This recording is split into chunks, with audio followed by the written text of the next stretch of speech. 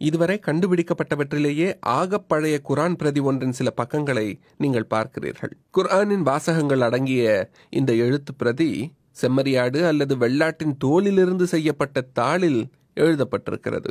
இது 1300 ஆண்டுகளுக்கு முன்னர் எழுதப்பட்டதென்று நிபுணர்கள் கண்டறிந்திருக்கிறார்கள். இங்கே பர்மிங்ஹாம் பல்கலைக்கழகத்தின் நூலகத்தில் இந்த ஆவணம் பல ஆண்டுகளாக இருந்து வந்தது. ஒரு ஆய்வாளர் கார்பன் டேட்டிங் செய்யாதவரை இத்தனை பழமையான ஆவணம் இது என்று யாருக்குமே தெரியாது.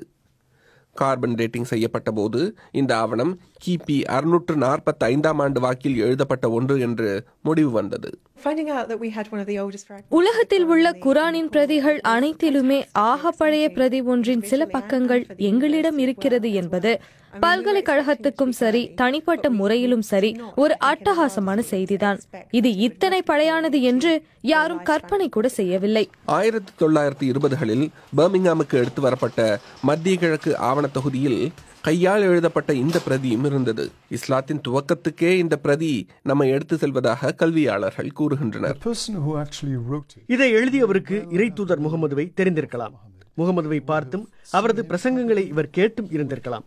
முகமதுவுடன் பழகிய ஒருவராகவும் இவர் இருந்திருக்கலாம் என்பதை நினைக்கவே பிரமிப்பாக இருக்கிறது. பிரிட்டனில் அதிக முஸ்லிம்கள் வாழக்கூடிய ஒரு இடம் பர்மிங்ஹாம். இந்த ஊரில் இப்படி ஒரு பொக்கிஷம் இருப்பதை அந்த சமூகத்தினர் வரவேற்கின்றனர். இந்த கையெழுத்து பிரதியை மக்களின் பார்வைக்கு வைக்கப் போவதாக பல்கலைக்கழகத்தினர் கூறுகின்றனர். உலக சரித்திரத்தின் இந்த முக்கிய சுவட்டை பர்மிங்ஹாமை விட்டு வெளியில் அனுப்புவதற்கு அவர்களுக்கு எண்ணமில்லை.